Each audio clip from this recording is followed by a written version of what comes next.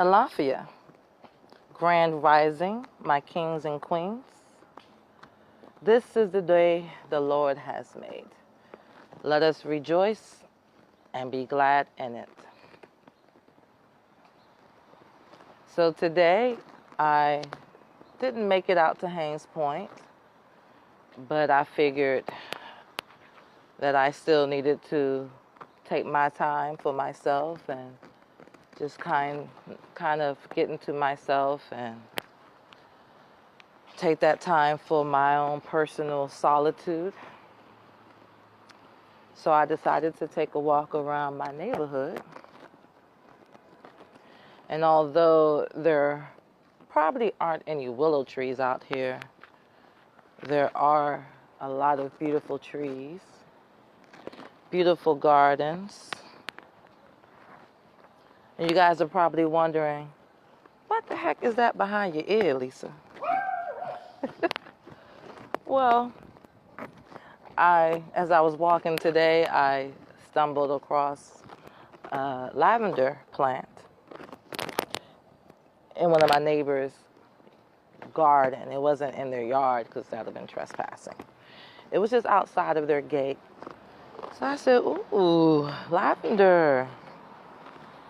And lavender, for those who don't know, is really good for calming. And so I plucked me a few little pieces off and stuck it behind my ear. Instead of walking around sniffing it, which I do occasionally, I just put it behind my ear because that's like the closest to my skin without having to hold it. And I put one behind each ear. But yeah. So today I just kind of want to talk about the things that I've been through spiritually, which have got me to this point, to where I'm at now with my spiritual journey. To tell you everything will take all day. It'll take a couple of days. So I'm just going to start out with just one experience today, and as the time goes on, as the days go on, as I record my journey, I'll share with you all another experience. Wait a minute. Is that a willow tree? Get the heck out of here. My neighbor has a willow tree in their yard.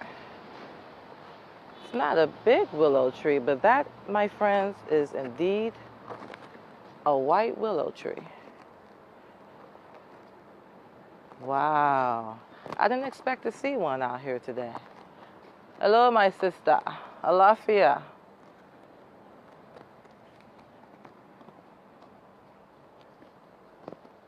Okay, well, that was something I didn't expect.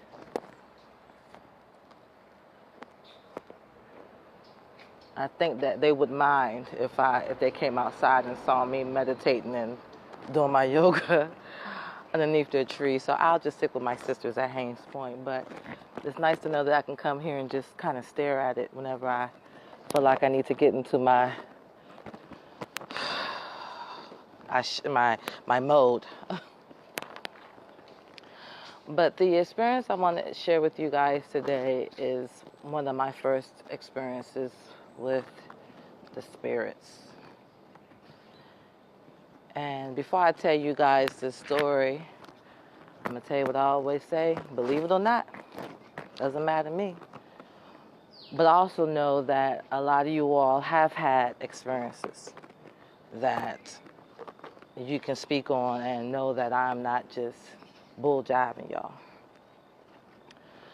But I lived in this house over in Capitol Heights, and my Uncle Junior had just passed away. And my aunt told me, she's like, Lisa, I know you just moved in there and you don't have any furniture. Why don't you go over to Junior's house and just get whatever you need? Whatever is in there that you need, just take. So I did. took my husband, who was my fiance at that time, and my uncle was a part of them. Not spirituality, but them who control the world. I'm going to say it like that. And how I know? Because he had things in his house that symbolized what he was into. One particular thing he had was a picture. And the picture looked very expensive. It was like cast in gold. And in the picture, it had the world split like 3 ways. It's like the complete 3 circles. And it had like all the continents on it. But around the trimming, it had all these different kind of beasts, like aliens or mythical like beings. And my fiance is like, oh man, we gotta get this picture. This picture is expensive. We gotta take it. And I'm like, I don't know, something about that picture is not rubbing me the right way. He's like, I'm telling you, this picture's worth money. We need to take it. You know. So I said, okay, we'll take it. So I brought the picture and I hung it up in my house. You know, some time passed, not even that long, probably a week passed before I started noticing strange things going on in my house. My son Delane was 2 years old at the time, and he was ornery at 2. I mean, he was a handful at 2. And discipline for him was to send him to his room, because he, you know, that was a punishment for him. So one day we sent him to his room, and probably like maybe 5 minutes later, we hear her screaming, "No, leave me alone, Mom, it's after me, it's after me." So I'm like, what's going on with this little boy? So I go up there and I'm like, Delane, why are you in here tripping? Mom, it's right there, it's trying to get me, it's trying to get me. And I looked, I'm like, Delane, there's nothing in here. No, Mom, it's trying to get me, it's trying to get me. So I'm like, boy, you're just trying to find a reason to come out this room. Because he was very smart at 2. I mean, he was talking at 1. Like, he was very smart. Walking at 7 months. He was very smart. So I figured that was his way to try to finagle out the room. So some time passed, maybe a week. Delane gets sent to his room again by himself, and he's once again, and they're screaming, "Mom! Oh my God! It's coming to get me! It's about to get me! Mom, come help me!" I'm like, Delane, you need to stop tripping for real. Stop. Okay? This is not gonna make me let you out this room. Okay? Sit down here and think about what you did, and then when I hear you're quiet and I feel like you're ready to cooperate, I'll let you come out the room. Okay. So, some time passed, a week or so, and I was downstairs, home alone. Well, no, the kids was with me. They was downstairs with me, too. There was no one upstairs. And you can hear somebody walking upstairs. And this is a single-family home. There was nobody that lived upstairs, downstairs, on the side of us, but not upstairs or downstairs. So I'm like, then you hear the toilet flush. I'm like, who upstairs? So I ignored it, you know what I mean? And then one day I was asleep. And I woke up and I couldn't move. My eyes could move, but my body couldn't move. And I heard something talking to me. It was like a real deep voice, but it was talking another language. So I was like, oh my God, something in here. Then this thing recognized that we knew it was there, and it started doing things to catch our attention. Like I'll be sitting downstairs, and off in the corner you'll hear.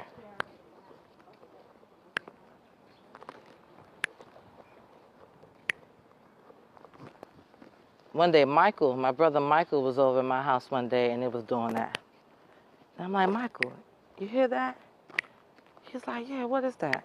I said, I don't know, I think something in here. He was like, yeah, I think so too, right? So one night I had a dream that I had a picture. I was looking at a picture. And you know how on Harry Potter, how the picture, people are moving in the picture? And this was before Harry Potter. So I'm like, this is crazy. In my dream, I'm picturing a picture. I have a dream of a picture, and the people in the picture are moving. So automatically, I thought to that picture came from my uncle's house. So I said to my fiance, I was like, babe, something wrong with that picture. I said, I knew something was wrong with that picture because I felt uneasy when you showed it to me. Oh, no, nothing wrong with that picture. It's worth a lot of money. I said, but you know what Uncle Junior was into. You know what he was a part of. And something is going on with that picture. And he was like, all right, well, what you want me to do? I said, just get rid of it. Take it, carry it far away from the house, get rid of it. Go sell it. I don't care what you do. Get rid of that picture. So I'm thinking he got rid of the picture, right? So on my birthday, May 6th, 2006. I'm upstairs, chilling. I think I was doing my hair or something tedious like that. And my two boys, Quentin was 5, and like I said, Delane was 2. And they're in the backyard playing, which I felt safe because my backyard was enclosed in. It was fenced in, and they knew not to leave the yard. My kids, they know me. They're pretty obedient children as far as that. Next thing I know, I hear a helicopter above my house, and I'm like, is a helicopter above my house? So I look outside the window, and the helicopter is like hovering on top of my house. Then I looked down, and there's this guy who ran up in my yard, and the police running behind me. They say, he got a gun, he got a gun. I could not, it was like everything was happening in slow motion. I could not move fast enough. So I ran downstairs, and my fiance was at the front door, but he was on the floor, the ground, because I guess one of the police officers pushed him down, told him to get down. And he's like, the kids in the back. So I run to the back, and I froze. I couldn't move. And Quentin was smart enough to know to come in the house. Delane, however, was standing in between of the cop with his gun drawn and the guy. And in my mind, I'm saying, Delane, but my mouth is not working. My husband, being a child of war, immediately just jumped up, grabbed Delane, and came in the house. And I'm like, oh my God, out of all yards, why would he run in our yard? Why? Come to find out, the guy had just killed 3 people in D.C. He rode a moped. It was on a police chase on a moped, rode down MLK Avenue, came up my street, jumped off the scooter, and ran in my yard. My yard, out of all the yards, my yard. So I'm like, that's crazy. My fiance said, you know what? I should have did what you told me to do. I said, what are you talking about? He said, that picture. I said, okay. He said, it's in the back shed.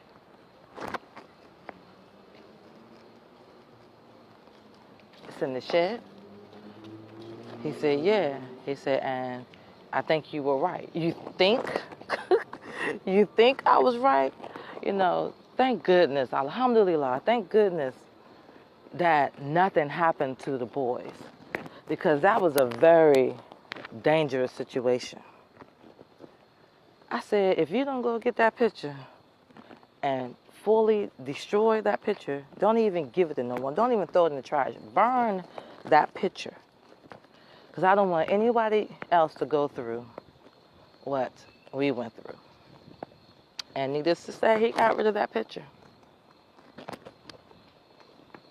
I know some of you all have similar stories or a story to tell. I would like to hear of these stories. If you like, you can leave a comment about your story in the comment section, or you can inbox me if it's like really a private story. But I know that all of us have experienced situations such as that. And the one part where I woke up but couldn't move, scientifically they call it sleep paralysis. and I was watching a video on YouTube of people in different countries who spoke different languages who had the same story to tell. I didn't see my attacker, but I heard him talking to me. I didn't know what he was saying to me. I know it was a guy because his voice was deep. I mean, I know my voice is deep, but his voice was deep, like what's my man? Barry. What's his name? The singer. You know who I'm talking about. I can't think of it right now. It'll come to me. But his voice was like baritone deep, and he was speaking another language. But the YouTube video, sleep paralysis, people have often seen a dark, skinny, dark figure who would sit on them. Or they see a lady, they call her the old hag. She was a really old lady with like really old clothes and carried a purse, and she would sit on them. In Africa, there's been whole villages that have the same phenomenon of this dark thing that was actually raping them, men and women, to the point where the villagers were afraid to sleep. They would be up for 3 days, and everyone in the village experienced this mirror, as the term nightmare. That's where that comes from the mirror. That's what they call these entities. And sometimes it may not be anything in your house. It may be just your house. For instance, another story. I lived in Cumberland, Maryland. Beautiful place. I have to go out there one day and just walk amongst the wilderness. It's beautiful. I mean, mountains just galore. Like my window, I could just look out my window and you see mountains upon mountains upon. It was just glorious. It's just like, oh. But my husband was away. This was when we were married. My husband was away on business. And I was dreaming. And not to be TMI, it was a sexual dream. But it didn't get to that point of actual intercourse. But it was a sexual dream. But then it felt real to me, like I can feel the male, like right there. Like not quite there, but right there. And that's when I realized something wasn't right. So I woke up, but I couldn't move. Only thing that I could move was my eyes. And studying Islam, there's some very powerful sayings. And at that time, I was studying Islam, and something in me told me to say Allahu Akbar, which means Allah is God. And so I said Allahu Akbar.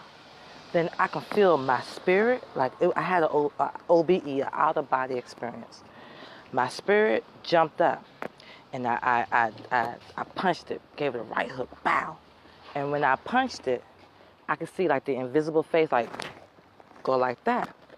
Then it jumped off my bed and it ran the hallway, and my spirit jumped up behind it, and it kicked me in my knee. That was a very old house, too. That house was like, if you ever been to Cumberland, them houses are very old, beautiful houses, cheap rent. But there is to be expected there's going to be some kind of person who haven't gone into the light, or spirit, should I say, that have not gone into the light. But fortunately, I was able to fight back in that instance because I knew what to say to get my spirit to move. And it was something. It's like, wow, Allahu Akbar, Allahu Akbar. So anytime I feel fear, I often use that phrase, and it works, believe it or not.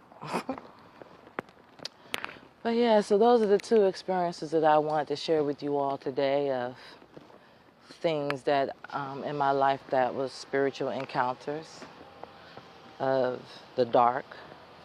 I shared these two experiences with you guys today because I know there are some of you out there, if not all of you out there, who have experienced this sleep paralysis or this strange, eerie feeling that something is looking at you, or have things that's moved across the table, or children. One thing about children, children can see because of their innocence. They can see ghosts, which do exist, spirits, good and evil. They can see demons. And it's some people that are now adults and still have that power of sight. I've met a couple of people who I truly believe, that have that power of sight. But even if you don't believe in teachings of Islam, if you ever find yourself in that situation, say Allahu Akbar. Just like Allahu Akbar. Just feel it. And I guarantee you, your spirit is going to jump to action and defend you. I guarantee you. But yeah, so I was so engrossed into my conversation with you guys about this story that I forgot to tell you that I just passed a mint plant back there, one of my neighbor's yards. Not in the yard, but outside the gate. So when it's outside the gate, that means that I can legally pick it without being trespassing. And I'm not going to take the whole thing. I just want a little smidge, something that I can just, put in my hand and feel and sniff and just,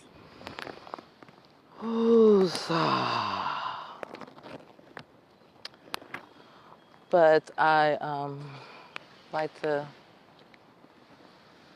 wish you all a happy and prosperous and fulfilled day.